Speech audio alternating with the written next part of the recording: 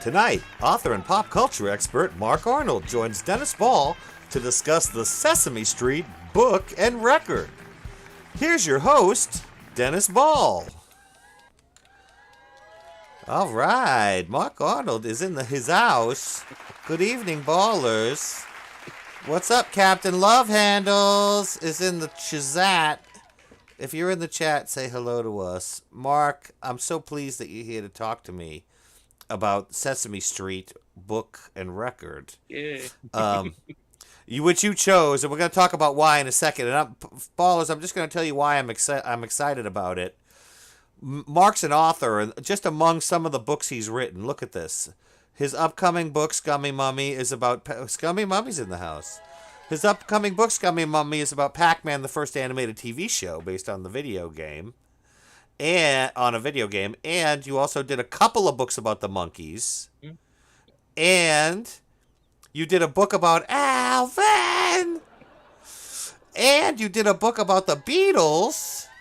Don't think I didn't notice that White Album text font there. Yes. And do you have an extra copies of that, Mark? Oh, yeah. I have copies of them all. All right, sweet. I might have to mail order a couple from you. And then you have this Total Television Productions created, produced by one. And then the newest one is the TTV scrapbook. Mm-hmm. And with Underdog and whatnot. And what's the walrus and the penguins' names? Chumley Walrus, Tennessee Tuxedo. Tennessee Tuxedo. Were they part of Underdog? It was a separate show, but as time went on, they kind of mixed and matched them all. But they're done by the same company, Total Television. So, you know, your obsession with popular culture and stuff, you told me sort of was rooted in the Sesame Street, this record specifically. Tell me how that is. Well, I mean, the oft-told tale of me in Sesame Street is it debuted in November of '69, and me being almost 3 years old. I was supposedly a bit young for the age, but my parents plopped my sister and me in front of the television from day one, and I absolutely loved it. I got all the books, I got the records, I got everything else, and I used to watch it regularly through high school and into college, and then they kind of changed it, and I don't watch the current. Yeah, but I mean, if you tune in, you know, I mean, as many of the parents will know, and, you know, older folks might not tune in, but if you're a parent or a grandparent or you're babysitting a kid and you catch it, you'll realize this stuff is still funny and, like, incisive humor, and there's a lot going on there. And, you know, this book was deeply meaningful to me as well as a child. And then when I had my own kid, some of the songs just really, you know, brought me back. When I heard them, I shared them with my kids. So let's look at a couple of the facts here. Yeah. It was the first album of Sesame Street material, and it was recorded in April 1970 at the end of the show's first season, and released that summer. What's up, Scummy Mummy? And for the record nerds out there like myself and Scummy Mummy and Captain Love Handles and yourself, Mark, the album was originally packaged in a gatefold that contained a full-color poster teaching parts of the body and a 24-page book featuring illustrations by Brian Craner and as well as lyrics to all the songs. But then they also released a version that was more budget conscious that didn't have the book in it and the poster for folks who could, which is nice. And they also did these like multi-packs of 7-inch records that had the songs on them. And I love that. I don't know why I love that sort of thing, but I'm obsessed with it. I never had those when I was a kid, but I've bought them since because those smaller editions have unique photos that aren't in the big album or anything else. So I'm like, hey, cool. Do you have any of them with you right now? I don't have them with me right now, but they're little hardcover things. They're 7-inch, and they contain the single in a little paper sleeve. But it has these cardboard books, you know, just like any board book for a small child.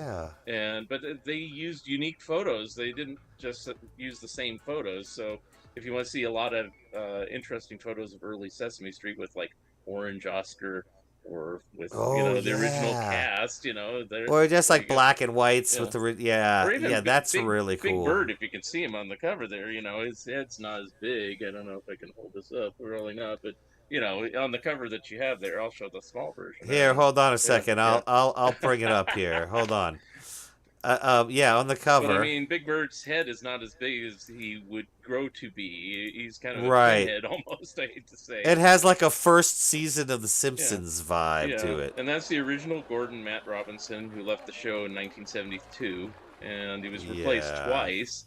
And Mr. Hooper, who passed away somewhere along the line, Bob and Susan are still with us, and Bob just turned 90, so He's incredible, and I loved him. I absolutely loved Bob when I was a child. Now, what's your earliest memory of the record? Probably I don't know when I got it, but my birthday's in December, so I probably got it around that time, end of 1970. Right. And we had this little record player that could play literally 16, 33, 45, and 78 if you switched the speed. Oh, a 16. That's very weird and desirable. Now, the cool thing about it is, I was terrible with my records, but I didn't destroy them. I still have the original copy, and it actually plays pretty well. But I'd play it at Right. 16. I'd play it at 78. Because, you know, and I was a fan of the Chipmunks. You saw that I wrote a book, so it's like I wanted to make kind of my own Chipmunk recording, and it's like, Yeah, yeah, and the 16 ballers, just so you know, it's like that's super slow. yes. And like there's very few records that are even made at that speed. Like it was a very niche thing. Yeah, I think it was only like Bible readings where they needed to cram an entire book on a disc or something like that. That's why they recorded it that slow. That's the only And thing I've ever seen. and you said you were obsessed with it. Yeah. Like what did you listen to the same song over and over again or I listen to the album over and over again, but I mean, if you look at all the as tracks, a whole, I yeah. mean, there were ones I didn't like as much. I mean, if we go through them track by track, I can tell you which ones I loved and which ones like stinkers. Right. Pretty much all the first four songs I loved, and Yep. What Are Kids Called? Okay, then it picks up again. Everybody Wash and One of These Things. That's a classic. Up and Down and Yeah. Green is a classic. Of course, the theme song, I didn't say that is a classic. Let's flip it over to side two. Somebody Come and Play was a classic. I Love Trash is a classic. A Face, Yeah. There's J Jump. People in Your Neighborhood is a classic. Rub Your Tummy's fun. Number 5 is fun. 5 People in My Family is fun. And Nearly Missed is probably the worst song on the album. And then Right. the hit single was Rubber Ducky, which they released as a separate 45, and it actually charted at number 16. I looked it up. So. And then, and now when they released later editions, did they just keep the same song list, or did they swap out the stinkers for new hits? Well, they did a little bit of both. I mean, the album itself, they reissued it as Sesame Street 1. They put a number 1 because a couple years later they put out a Sesame Street 2, so they renamed this one 1. Right. The booklet didn't follow, and all the posters and all the extra junk, so it was just the record in a sleeve. And then later editions, they even changed the cover photos to like the current cast and stuff like that. And then even still later, they finally reissued the original version, but without the booklet on a CD. So I have that here. But anyway. Oh, cool. So, but yeah, what's your jam on it? If you pick one song that still holds up after all these years as an adult to listen to, I know exactly what mine is, but I'm gonna let you go first. You want me to go first? Yeah, you go first. Are you picking it? Yeah, because all right, I'm gonna say my jam on it is Somebody Come and Play. That's a cool because song, yeah. that song, it goes Somebody Come and Play. Go listen to it, ballers. Mm-hmm. It's like heartbreaking, Mark. It's like this child has no one to play with, and they're asking like us, the listeners, to play with them, and it's sweetly sung by a little a group of little kids, and it's one of those songs that it's appropriate for kids, and the message can be gotten to kids, But when you listen to it as an adult, it not only transports you back to being a child, but it transports you back to some of the emotions you have as a child where, like, you just want to play with somebody. You want to connect with people. You want to play. You want. I don't know that, man. That song to me, when Baby Ball was little, and I got these records back again. Mm-hmm. This song, like, made me cry. I Mm-hmm. think. I'm serious. All right, Arthur. Yeah, that orange Oscar on the back of the record company haunts your dreams. Arthur, wait until you see the Sesame Street memes that are coming up. Those are going to haunt All your right. dreams, so But stay tuned for I will those, say my Arthur. favorite. My favorite is I've Got Two, because it's a song that's pretty simple, but it talks about two things, and you have to be a child, so don't think two dirty things or whatever, but What? uh, so I never thought that way until later. Double things Right, on right, right. bodies. Anyway, but Right, right, but right. I thought, it's a cool song. It's well written, like most of them. I think all the songs are written by Joe Raposo. There Yeah. might be a couple that aren't, but I'd have to look at it closer. I mean, Um, they're extremely well written. I mean, in Jerry the Moss wrote a bunch tradition, too. So let's see. Yeah.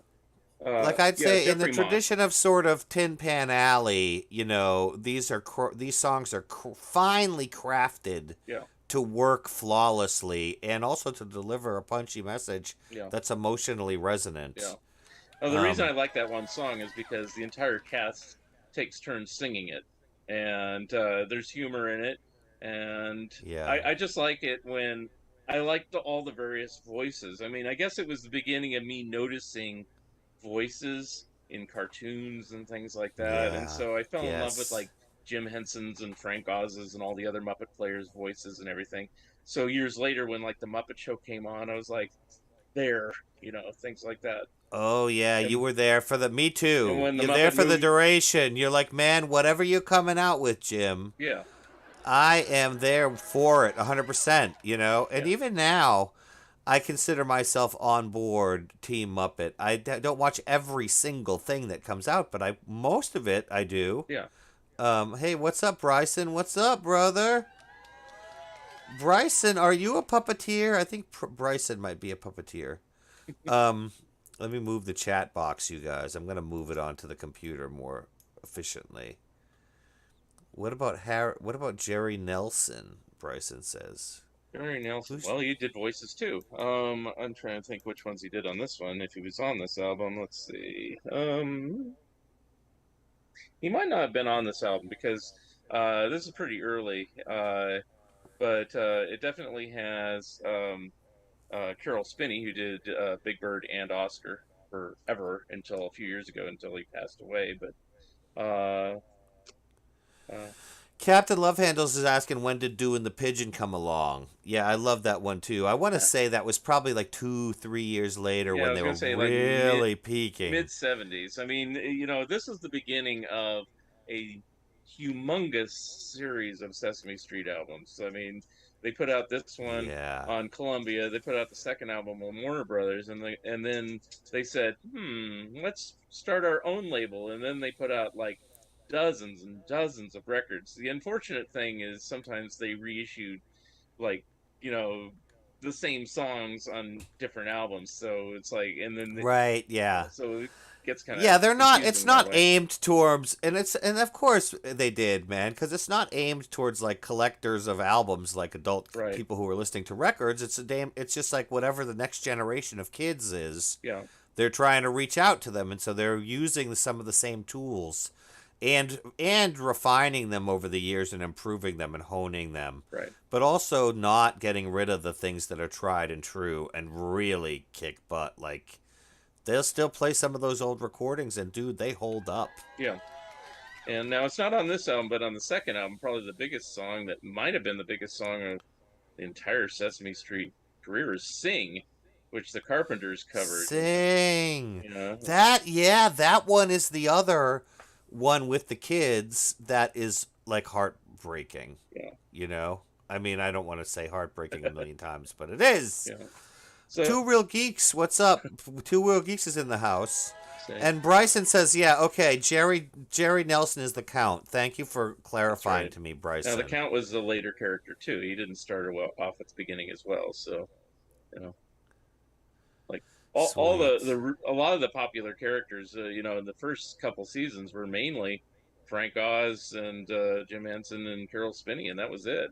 And then they added, like Matt Robinson did Roosevelt Franklin, and Jerry Nelson did a few Yeah. things, and Richard Hunt did a few, and uh, there was Prairie Dawn done by I can't even think of the actress's name, but you know, so they expanded the cast over the years, and of course they've had a Of course. zillion Muppets and everything since, and of course Yep. Elmo.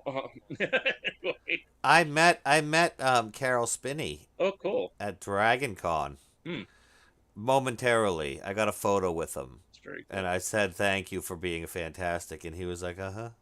Next! He was like, cash or credit. Hmm, wow. No, I'm kidding. He was very nice. He was very nice. And he saw a million people. He was seeing a million people. All right, listen. Now that we have chatted about this, dude, let's go to Chuckle Balls. All right. You guys, you can park in the back of Chuckle Balls. It's it's hard to find parking sometimes in Chuckle Ball City. Ballers, come on in. Super Ball, let them in. Super Ball is the bouncer, Mark. Super Ball, let them in. They're with me. Get it? He's the ball bouncer. Hold on. Let me get the chat box up. Georgia Constitution Media's in the house. What's up? You understand? All right, guys. Mark, we have dad jokes. We have Georgia Constitution Media in the house. All right. He just got off, so that we have I'm to ready. tell him the first one. Hold on. Everybody get your drink. I bought you guys a drink. It's in your fridge or on your table in front of you. And then it's whatever you like to drink. All right, hold on a second. All right. Who's in charge of the pencil case, Mark? The pencil case. Who is in charge of the pencil case? I don't know. The ruler. You're laughing. Boom. I'm giving that a yes laugh. All right. It's a I got pathetic the laugh. fries. What's up? All right. Hold on a second. Bryson, what does a painter do when they get cold? Bryson, what does a painter do when he gets cold? He puts on another coat. Bad, He puts on another one. You like that one? bad. Okay, good. I'll give you this a laugh. Tell me, ballers, if that's a laugh or a no laugh, and I'll give it a ding or a no ding. Okay. Okay, good. Teal World Dicks has a drink. Is it a highball? Two Real Geeks. All right, hold on a second. I have more jokes. I'm getting carried away.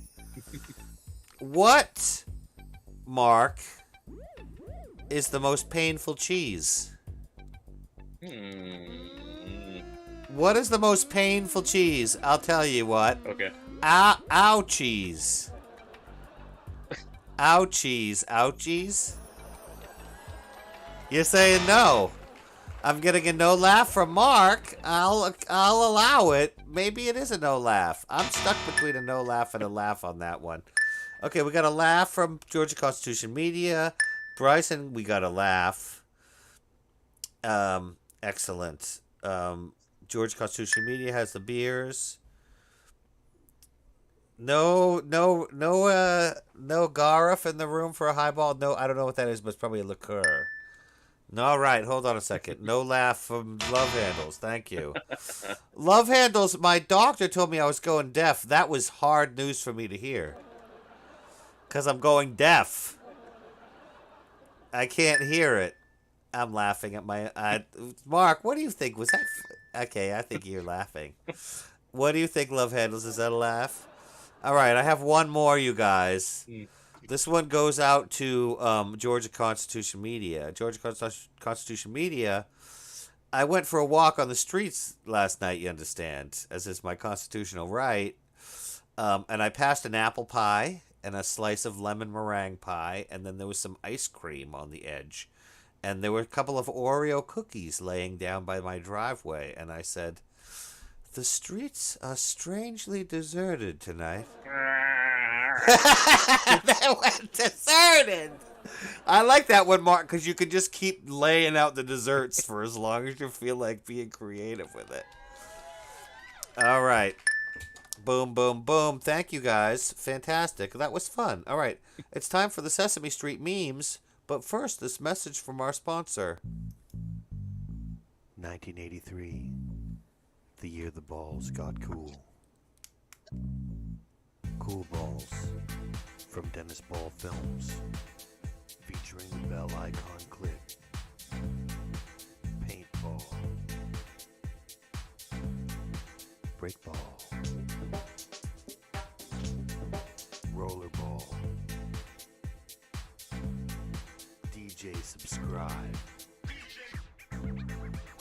And starring Dennis Ball as Cool Ball. After this summer, your balls will never look the same again. Cool Balls, a Dennis Ball film. Written, produced, and directed by Dennis Ball. All right, Ballers. What'd you think of that, Mark? Are you going to go see that movie this summer? Sure. There was actually a subliminal message in that. I don't know if you got it. It's to subscribe, everybody. I did see that. It's okay. Yes. Okay. Good.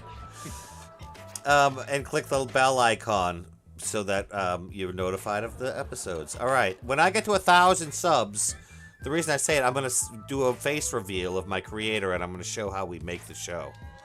All right. I'm sorry. I have to do that plug. Baby Ball makes me do it.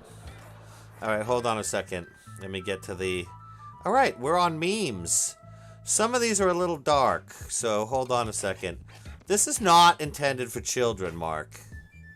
It's not really dark, because there are some dark Sesame Street memes, and I was gonna go there, but then I was like, you know what? I have a couple of them in here, but I was like, they just weren't as funny as these other ones. All right, get ready, everybody. Tell me if it's cool or drool.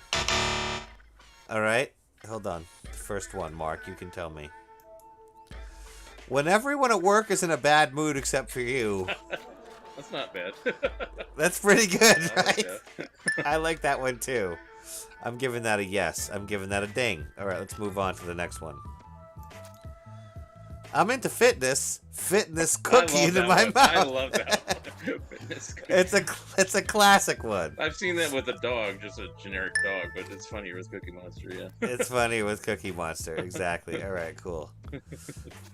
Thank you, Bryson. Appreciate it, man. Yeah, I'm going to show that. I'm going to go to that movie. Increasing the temperature bit by bit during your shower to see how much your body can take. Yeah, I'm on fire! I just think that Elmo is funny in himself. That Elmo meme. I've seen the Tickle Me Elmo burn up on YouTube videos, so yeah. Oh yeah, that's a classic. All right, we're getting good cools. We got cools on the first 1 and 2. Cool, cool. Thank you. Ding, ding, ding. Yeah, exactly. I'm giving cools to... I just gave cools to Georgia Constitution Media, Love Handles Bryson. All right, let's move on. You guys can tell me how much you like number 3. All right, this one's a two-parter. How many kings named Louis will there be? The French. Infinity. You like that one? Good. The infinity count one. Yeah, that one goes out because he had the 8, but then anyway. No, it's infinity. That one goes out to Bryson, who likes to count. All right, hold on. The perfect jack-o'-lantern does Nick. Yes, it's the burning Elmo. All right. It's the burning Elmo. Okay, that's a good one. All right, we're moving along quickly. Register. Okay, cool. We're getting. I'll pause here to register. I got a 3 cool. I got cools from Bryson and Captain Love Handles on the last 2. Awesome. All right, come on, let's go. I'm sorry, Mr. Airport. It's terminal. Grover always in a tie. He looks good. Mm-hmm. Grover was actually, I think, one of my favorite Muppets. I meant to ask you what Muppet you like sort of relate to the most. Oh, jeez. Which one do you When I relate was to younger, most? when the show was on, probably Ernie. But as I've gotten older, I don't know, maybe Bert. Maybe Bert. Yeah, I Grover was my one, and Yeah. Ballers, put what Sesame Street character you think you are like. 10 out of 10. Okay, good. 5. Awesome. Once you see Cookie Monster, you can't unsee it. True. It is true. It's a classic. That's an old Our, meme, our, but I love Our it. Lady of Cookies. Exactly. Good. I'm taking that as a yes. We got a maybe from Captain Love Handles at number 6. Guys, I'm just trying to like throw dings at you to try and kind of keep up with the situation. Here, this is the one that goes out to what's his face that was talking about. Let me scroll up and see what his name was. Arthur Raymond. Elmo was never the same about his visit to Chernobyl. This was like one of the dark Sesame Street meme ones, but this was one of the few ones that was actually kind of funny and not just offensive. All right, let's keep going. We don't got that many left, so let's try to enjoy it, ballers. Stick with us. I do not care if Bernie and Bert are gay. I just want them to be happy. Aww. I know. I don't even know who that is, but I loved that meme and just wanted to save it because I thought it was good. So I give it a ding. All right, I got a ding from you on that one too. I'm sensing the dings that you're giving me. You tell me if it's bad, right? I haven't told you. Yeah, none of them have been so atrociously bad that I'm like, oh. Yeah, Captain Love Handles. I'd agree. You are a bit of an Ernie, and that's a compliment. This one goes out to Captain Love Handles, who's being an Ernie. Yeah, Bryson can relate to Ernie too. Bryson is actually a puppeteer, and if you watch the MomoCon video, he's one of the he's a puppet that I interact with towards the end of the video. Okay, let's look at what the. All right, that's the last one. What I once was. I am not. I am not now. Yeah, scary. What do you guys think? Hold on a second. Let me get it really in there. Tell me what you think. Do you like that one? I love that makeup. That's fantastic. Although I'd be taking out my camera if I was a comic convention, somebody was dressed up like that. So yeah. Oh, of course, of course. John informs Bert that he's not allowed to use that word. We're left to guess what word it is, but it's pretty funny. Bryson in the house. Thank you for the dings, Bryson. All right, let's keep going. Hold on. 2 convicted gang leaders trying to contact their gangs with a pigeon in order to break out of prison. 1969, colorized.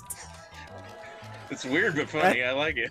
Yeah, I know. I like that too because it's like a TV guide highlighted. All right, hold on. As the Sesame Street cast poses for a picture, only Bert notices a semi truck speeding towards them. I like that one. Yes, Love Handles likes the Bert. Yeah, that is a good one. Let's see, we might be nearly done. All right, we're done. But you know what I'm going to do? I'm going to come back here because I want to before we go really quickly, Mark. Like I want to ask you about your books. Like Pac-Man is coming out. Is that a history of the show? It's a history of the show. The guy who publishes Bear Manor Media asked me if I would do it, and it's kind of a work for hire one, but I actually enjoyed watching the show. I didn't really watch the cartoon show when it came out, and I did play the game back when it came out, but now I know like more than most people know, and so will you if you buy this book. So That's cool. And like what about the one when you do the ones about the bands, like the Monkees or the Beatles? Yeah. Do you like?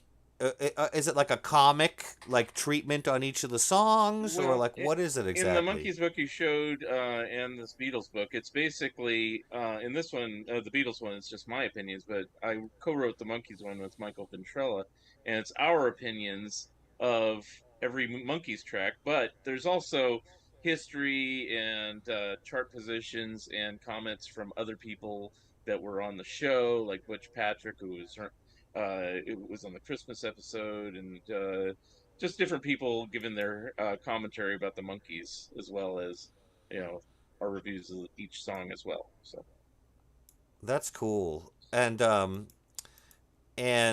the Total Television Productions one too. It's sort of like that must be that's I'm like fascinated by that so actually the because red one, the one on the left, is basic history. I interviewed all the four principal owners, who are all now gone. Unfortunately, they were pretty old when I talked to them. And the one on the right, Victoria Biggers, I wrote that with her. She was the daughter of one of the co-owners, who was named Buck Biggers, and she discovered a scrapbook after he passed away, and she wrote part of the book, and then I had an interview that I didn't have in the other book, and lots of original art and lots of pictures of just memorabilia and the different voice actors. So you know wow, is that what was in the scrapbook? Like all that stuff? some of the stuff she wrote was in the scrapbook, and it had like pictures of uh him in the office, pictures of him getting married, all sorts of different things, and Oh wow. rare total television press clippings, and promotional stuff that I had never even seen before. So it's all in the book now. So Ballers, guys, check out Mark's books. They look insanely cool, and in fact, I didn't even. There's like 60 of them or something, and you have books about Cracked magazine and Mad magazine artist Jack Davis and all this other really cool stuff. Your website is in the description. Mark, thanks for coming out, ballers. Peace out. Thanks for being here, man, thank and you. everybody, have a great weekend. What's going on? Hold on. And a one, and a two. 1, 2, 3, tennis ball, tennis ball. The world outside is making me so sad. But when I watch your show, it seems the world is just a drill, and things don't seem so bad. Your multi-personality is worth more than your pedigree. You're rolling with the punches like a champ. With all your skill, you're sure when you like the room when you walk in. That's just a laugh. Tennis ball, tennis ball.